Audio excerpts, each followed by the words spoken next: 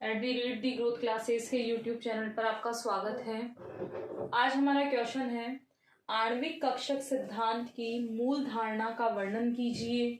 O2 तथा C2 अणुओं के लिए आणविक कक्षक आरेख बनाइए और प्रत्येक के लिए बंध क्रम और चुंबकीय आचरण को समझाइए। सॉल्व्ड क्वेश्चन हमारे चल रहे थे, जिसमें हम बात कर चुके थे 2022 के पेपर की बात कर चुके थे, 2021 के पेपर की बात हम कर चुके हैं। आज हम बात करेंगे 2023 के पेपर की बात करेंगे, जो यूनिट फर्स्ट हमारा चल रहा था। Give basic concept of molecular orbital theory, draw molecular orbital diagram for O2 and C2 molecule, explain bond order and magnetic behavior for each of them। इसमें से हम O2 की बात कर चुके हैं। O2 2021 के पेपर में हम इसका एनर्जी लेवल डायग्राम बना चुके हैं, यानी इसका आणविक कक्षक आरेख हम बना चुके हैं। किसका? O2 मॉलिक्यूल का हम बना चुके हैं।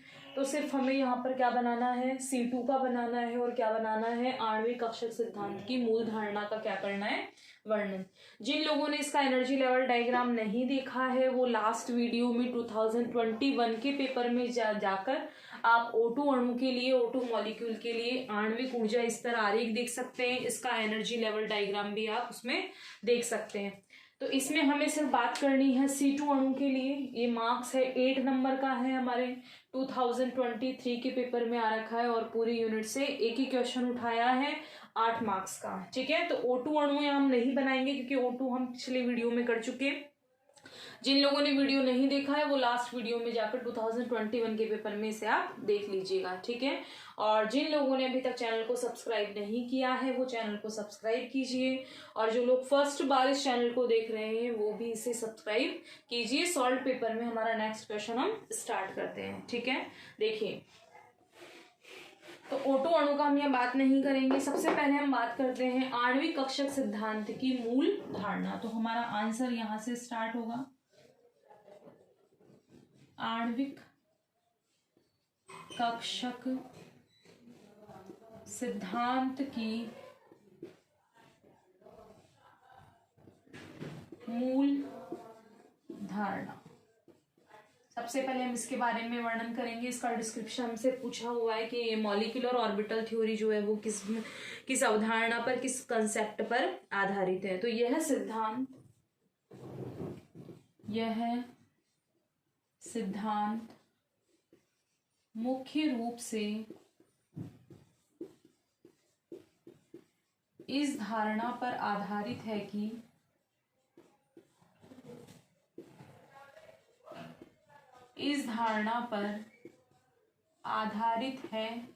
कौन सी धारणा पर आधारित है? कि जो इलेक्ट्रॉन है वो परमाणु हो या अणु हो, यानी एटम हो या मॉलिक्यूल हो। तो इलेक्ट्रॉन, परमाणु व अणु, इलेक्ट्रॉन, परमाणु व अणु दोनों में बिल्कुल समान रूप से व्यवहार करते हैं। समान रूप से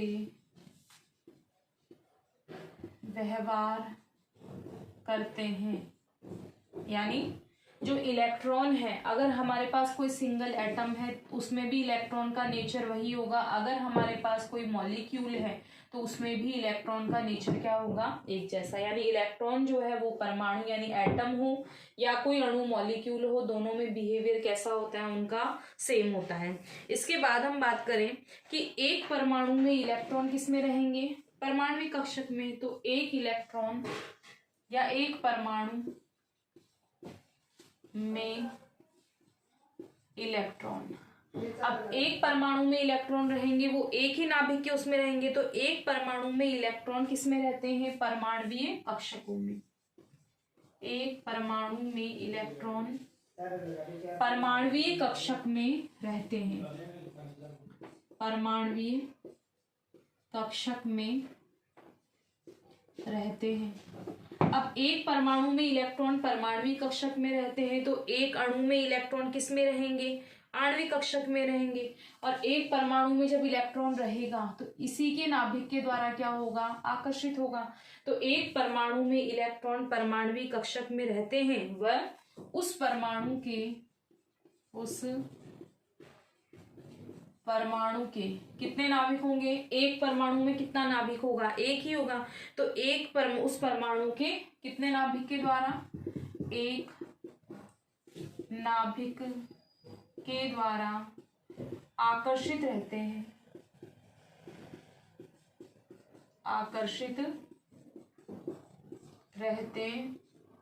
हमने लिखा कि एक परमाणु में इलेक्ट्रॉन कौन से कक्षक में रहते हैं, परमाणु कक्षक में। और एक परमाणु में इलेक्ट्रॉन जो है वो कितने नाभिक के द्वारा आकर्षित होगा, एक ही नाभिक के द्वारा आकर्षित रहता है।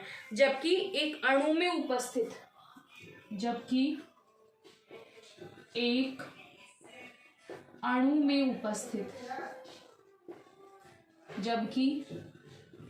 एक अणु में, अब एक अणु का मतलब एक परमाणु से ज्यादा होगा, यानी ज्यादा परमाणु होंगे। तो जबकि एक अणु में उपस्थित क्या होगा, एक अणु में उपस्थित सभी परमाणुओं के इलेक्ट्रॉन, एक अणु में उपस्थित सभी परमाणुओं के इलेक्ट्रॉन। अब जैसे हमने यहाँ पर एक परमाणु से ज्यादा ले लिया, इसका मतलब हमने यहाँ कितने परमाणु ले लिए, 2 परमाणु ले लिए। तो नाभिक भी कितने हो गए, 2। तो एक अणु में उपस्थित, इसमें भी इलेक्ट्रॉन है और इसके अंदर भी क्या है, इलेक्ट्रॉन है। तो जबकि एक अणु में उपस्थित सभी परमाणुओं के इलेक्ट्रॉन किसके द्वारा आकर्षित रहेंगे, सभी परमाणुओं के इलेक्ट्रॉन संयुक्त रूप से, सभी परमाणुओं के इलेक्ट्रॉन संयुक्त रूप से उन सभी परमाणुओं के नाभिकों द्वारा आकर्षित रहते हैं, नाभिकों के द्वारा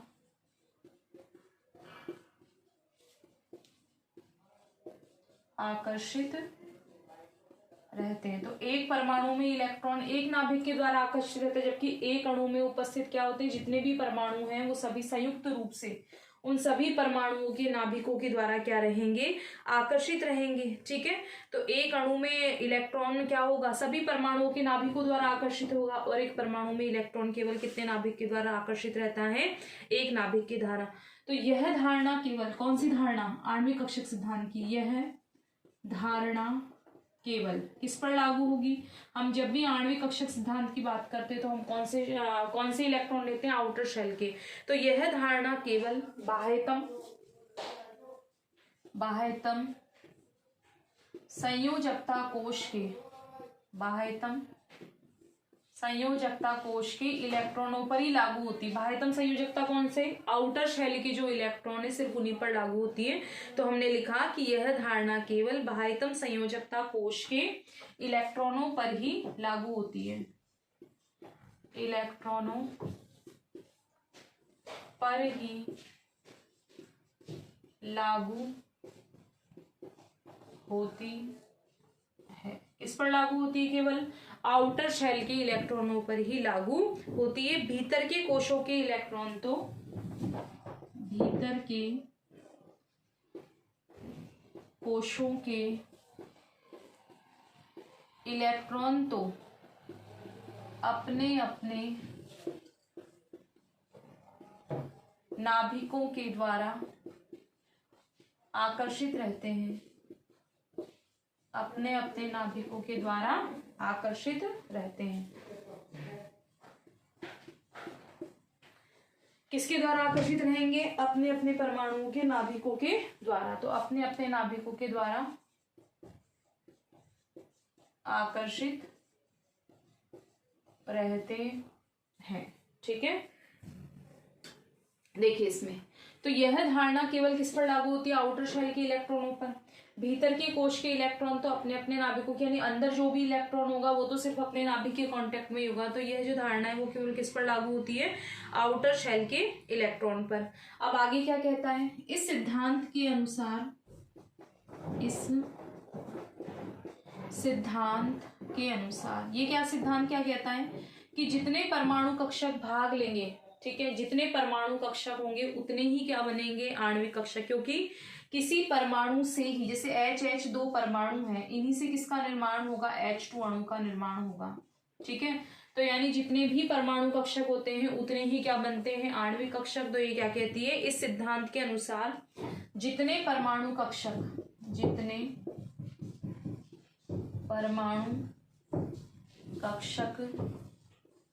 अतिव्यापन में भाग लेते हैं,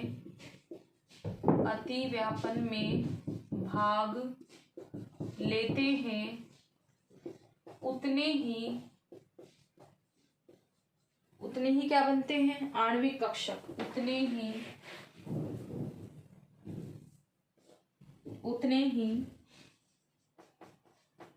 आणविक कक्षक बनते हैं। यानी परमाणु कक्षक जितने होंगे उतने ही क्या बनेंगे, आणविक कक्षक भी उतने। तो जितने परमाणु कक्षक अतिव्यापन में भाग लेते हैं उतने ही क्या बनते हैं, आणविक कक्षक बनते हैं। अतिव्यापन में भाग लेने वाले कक्षक,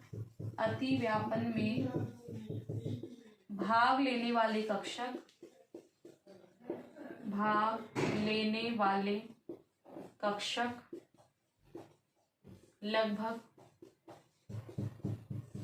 समान ऊर्जा स्तर के होते हैं। यानी जितने भी कक्षक, जैसे H हमने लिया तो ये H क्या थे, परमाणु थे, तो इन दोनों की ऊर्जा जो है वो लगभग कैसी होगी, समान। जैसे HCl बनाया तो H और Cl की ऊर्जा भी क्या होगी, तो लगभग समान ऊर्जा वाले होते हैं।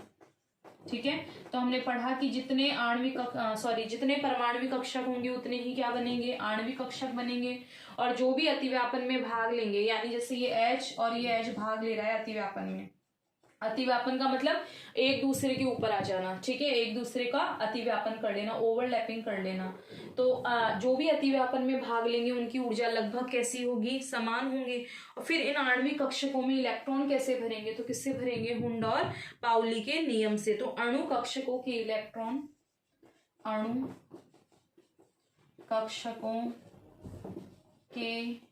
इलेक्ट्रॉन। अब हमने कहा कि परमाणु कक्षक को मिलाया और परमाणु कक्षक से कौन से कक्षक बना लिए, अणु कक्षक बना लिए।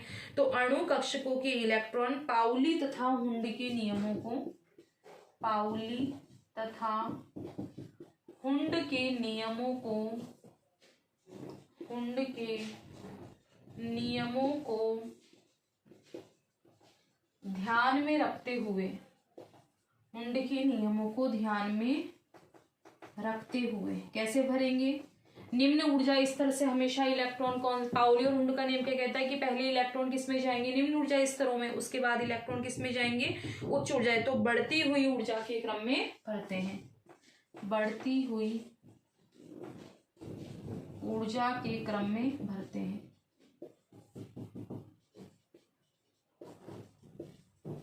तो यानी जब भी इलेक्ट्रॉन भरेंगे तो पहले निम्न ऊर्जा स्तर के भरेंगे और उसके बाद कौन से ऊर्जा स्तर के भरेंगे, उच्च ऊर्जा स्तर के। ये अपने कंप्लीट हो गई। हमारा क्वेश्चन था आणविक कक्षक सिद्धांत की मूल धारणा का वर्णन कीजिए, give basic concepts of molecular orbital theory. तो अपना ये वाला पार्ट कंप्लीट हो गया। इसमें आगे हम बात करेंगे O2 और C2, जिसमें से O2 की बात हम 2021 के पेपर में कर चुके हैं। यहाँ हम बात करेंगे किसकी, CO2 मॉलिक्यूल के लिए एनर्जी लेवल डायग्राम की। इतना आप नोट कीजिए पहले इसे।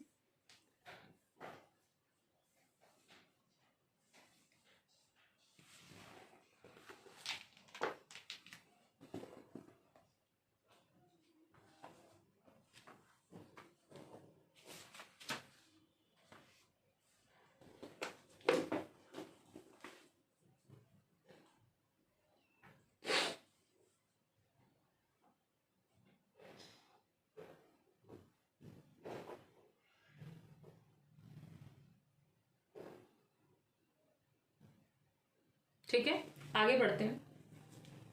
तो आप लोगों ने नोट डाउन कर लिया होगा। अब हम बात करेंगे किसकी, C2 मॉलिक्यूल के लिए एनर्जी लेवल डायग्राम। तो देखिए इसमें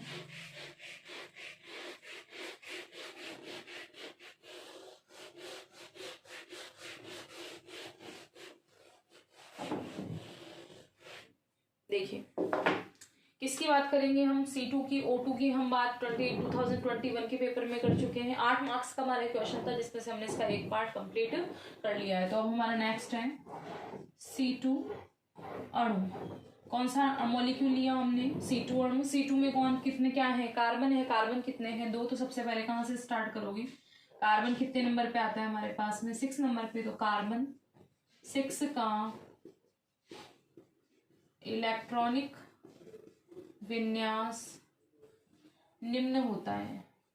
इलेक्ट्रॉनिक विन्यास निम्न होता है। क्या होता है कि कार्बन 6 नंबर पे, तो इसका होता है हमारे पास 1s2 2s2 2p x1 और n2p y1। यानी इसके x और y में हमारे पास कितने कितने इलेक्ट्रॉन है? 1 इलेक्ट्रॉन है। फिर पूछ क्या रहा है हमसे? ये आणविक कक्षा का आरेख बनाइए। तो हम क्या लिख देंगे यहाँ पे? C2 अणु के लिए, C2 अणु के लिए आणविक ऊर्जा स्तर आरेख को निम्न प्रकार से प्रदर्शित कर सकते हैं। निम्न प्रकार से प्रदर्शित कर सकते हैं। ठीक है। तो हमारी स्टार्टिंग कहाँ से होगी? किसी भी एनर्जी लेवल डायग्राम की स्टार्टिंग हमारी होगी इलेक्ट्रॉनिक विन्यास से। तो सबसे पहले हमने इलेक्ट्रॉनिक विन्यास लिखा।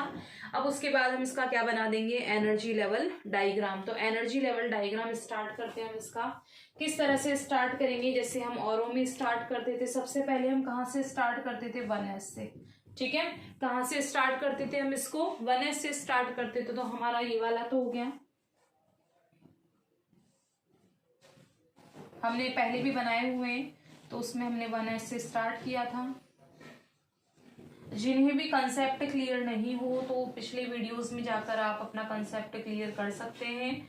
हमने सॉल्ट पेपर में हमने CO का एनर्जी लेवल डायग्राम बना रखा है। CO, ठीक है, CO का भी बना रखा है, O2 का भी बना रखा है। उनमें भी हमने डिटेल से थोड़ा देखा था।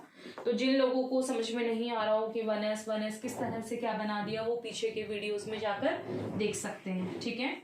तो ये तो सबसे पहले हम स्टार्टिंग कहाँ से करते हैं? 1s से स्टार्ट करते हैं। थोड़ा सा हमें ये ध्यान रखना है कि इनकी जो पैरेलल हो ये एक दूसरे की। तो हमारा शायद ये पैरेलल नहीं आ रहा, तो हम इसको थोड़ा सा ऊपर। तो ये हमारा कौन सा कक्षक हो गया? 1s। ठीक है। 1s के बाद हम कहाँ से स्टार्ट करते हैं? 2s से। तो हमारा ये वाला कौन सा हो गया? 2s वाला। इसको थोड़ा सा पास बना लेते हैं ताकि हमारा, क्योंकि हमें उसमें उसका यहाँ पे इलेक्ट्रॉनिक विन्यास वगैरह भी हमें इसका लिखना होता है। या हम इसको इतना आप नोट डाउन करके अगले उसमें बनाते हैं। हम इसको देखिए, इसको हटा देते हैं हम यहाँ से ताकि हमारा स्पेस थोड़ा सा अच्छा मिल जाए हमें। इतना कंप्लीट करने के बाद हमें क्या बनाना है? इसका ऊर्जा स्तर आरेख बनाना है। ठीक है। तो मैं ऊपर से इसको स्टार्ट कर रही हूँ। एक बार हम बना लेते हैं इसको, फिर हम इसको नीचे भी देख लेंगे किस तरह से हमने इसको बनाया है। ठीक है। ये हमने P का बना लिया। यहाँ पहले विन्यास लिख लेते एक बार हम यहाँ पर। इधर स्टार्ट कर लेते। कार्बन 6 का हमने कितना लिखा था? 1s2 2s2 2p x1 and 2p y1। तो हमने ये किसका बनाया? P का बनाया। P के जस्ट नीचे किसका बनेगा? S का। कौन से S का? 2s का। तो ये हमने किसका बना लिया यहाँ पे? 2s का। ठीक है। 2s के बाद में हम 2s के बाद हम यहाँ किसका बना ले? 1s का। तो ये हमारा हो गया किसका? 1s का। थोड़ा पैरेलल का ध्यान रखें यहाँ पे। तो ये तो हमारा हो गया 1s। ये भी हमारा कौन सा हो गया? 1s, क्योंकि स्टार्टिंग कहाँ से हमारे मॉलिक्यूलर ऑर्बिटल डायग्राम की? 1s से। तो ये हमने दोनों 1s बना ली। 1s की जस्ट ऊपर कौन सा बनेगा? 2s, क्योंकि 1s के बाद में क्या है? 2s है। तो यहाँ हमने किसके बना दिए? 2s के। 2s के बाद P है, तो P में कितने बॉक्स बनते हैं हमारे? 3। तो 3 हमने इस तरीके से यहाँ पे बना दिए।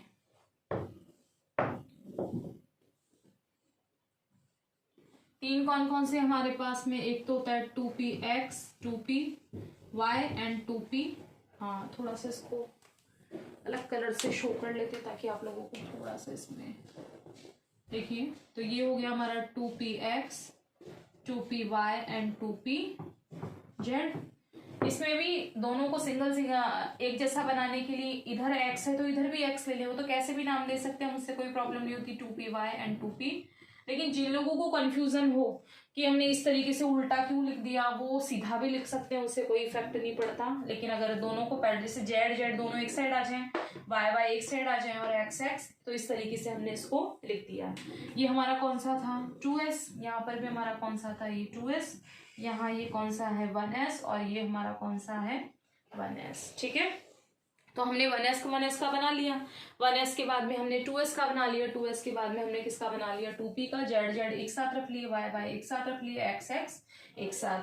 1s में हमारे पास इलेक्ट्रॉन कितने थे, 1s में हमारे पास इलेक्ट्रॉन थे 2, तो ये एक कार्बन है हमारा, इसको यहाँ हम नोट कर लें कि ये हमारा कितना कार्बन है 1, और ये हमारा कौन सा कार्बन है 2, और बीच में क्या है C2 मॉलिक्यूल, यानी एक कार्बन का इलेक्ट्रॉनिक कॉन्फ़िगरेशन ये वाला है और एक कार्बन का इलेक्ट्रॉनिक विन्यास ये वाला है, और दोनों कार्बन को मिलाकर हमारा C2 कहाँ बन रहा है इसमें बीच में। तो 1s में हमारे इसके भी 1s में 2 इलेक्ट्रॉन हैं, और इसके भी 1s में हमारे पास कितने इलेक्ट्रॉन है 2, इसके भी 1s में हमारे पास कितने इलेक्ट्रॉन है 2, 2s में भी हमारे पास, इसके पास भी 2 है और इसके पास भी कितने हैं 2। इसके x में 1 है, इसके y में 1 है, इसके भी x में 1 है और y में 1। हमने इस तरीके से, ताकि x x एक साइड रह जाए, y y इस तरह से इसको हमने लिख लिया। ठीक है, उसके बाद हम बात करें कि इसमें क्या क्या बनेगा, तो नीचे इसमें कौन सा बॉक्स बनता है सिग्मा 2s और इसमें बनता है सिग्मा स्टार 2s। इसमें यहाँ पर हम इनकी भी बात कर लें। ठीक है, इस तरह से हमारा डायग्राम बनेगा। इसमें हमारे पास यहाँ कौन से कक्षक आ गए पाई वाले 2, ये कौन सा हो गया सिग्मा वाला, सिग्मा यहाँ पर, और यहाँ ये दोनों हमारे वापस पाई वाले हो जाएंगे। ठीक है, इनका लेबलिंग कर दें हम पहले, फिर इनमें इलेक्ट्रॉन भरेंगे वही हुंडा और पाउली के नियम से। तो ये हमारा होता है सिग्मा 2s बॉन्डिंग, इसको क्या कहा जाता है सिग्मा स्टार 2s।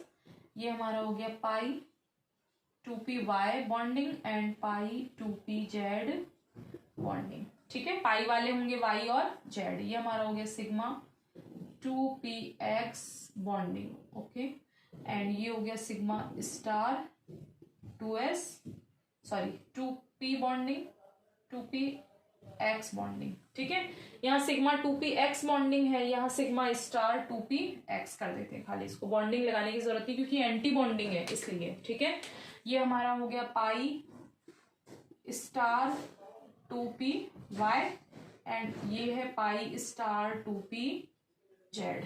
ठीक है, सबके हमने नाम लिख लिए कंप्लीटली। अब इनमें हम क्या भरेंगे बीच के कक्षकों में कि इलेक्ट्रॉन किस तरीके से भरे जाते हैं। तो इसमें देखिए 1s तो कैंसिल आउट हो जाते हैं एकदम से, इसलिए हम कुछ शॉर्ट में इस तरह से लिखते हैं। हमारे पास 2s में इधर भी 2 हैं, इधर भी कितने हैं 2, तो कितने हो गए 4 में से पहले 2 यहाँ जाएंगे और अगले 2 यहाँ, ये कंप्लीट है। यहाँ भी हमारे पास 2 यहाँ है 2 यहाँ है, तो टोटल कितने हो गए 4 में से पहले 1 इसमें जाएगा और 1 इसमें। क्यों? क्योंकि दोनों का एनर्जी लेवल क्या है समान है, दोनों का एनर्जी लेवल इक्वल है, तो दोनों में पहले कितना जाएगा इलेक्ट्रॉन 1 1। इसके बाद इसमें 1 1 की कैपेसिटी और है, तो 1 1 की कैपेसिटी के लिए हमने इसके ये वाले इलेक्ट्रॉन, ये अपना हो गया किसका C2 मॉलिक्यूल का आणविक ऊर्जा स्तर आरेख। इन्हें कौन से हम पहले पढ़ चुके हैं, इन्हें हमने क्या नाम दिया था परमाणु कक्षक। ठीक है, साइड वालों को तो क्या कहा जाता है परमाणु कक्षक, तो ये वाला भी हमारा क्या हो गया परमाणु कक्षक एटॉमिक ऑर्बिटल। ठीक है, और जो बीच वाले हैं वो हमारे कौन से कक्षक होते हैं आणविक कक्षक, यानी कि मॉलिक्यूलर ऑर्बिटल। ठीक है, और यहाँ हमने किसका एनर्जी डायग्राम, तो यहाँ पर हमारी क्या आती है ऊर्जा यानी कि एनर्जी। ठीक है, इतना कंप्लीट करने के बाद अब हमें इसमें पूछा है हमसे कि C2 अणुओं के लिए आणविक ऊर्जा स्तर आरेख बनाइए और प्रत्येक के लिए बंध क्रम और चुंबकीय आचरण यानी इसका बॉन्ड ऑर्डर क्या होगा और मैग्नेटिक बिहेवियर क्या होगा, दोनों को भी हमें क्या करना है इसके अंदर समझाना है। तो इसको हम यहाँ पे क्लियर करेंगे। ठीक है, देखिए इसमें 8 नंबर का हमारा क्वेश्चन है। इसमें अभी हमने O2 का तो बनाया ही नहीं क्योंकि O2 का हम पहले कर चुके हैं।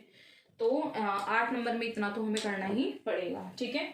ये हमने समझने के लिए लिखा था, इसको हम यहाँ से हटा देते हैं। आप लोगों को नीचे कंटिन्यू चलना है, ठीक है।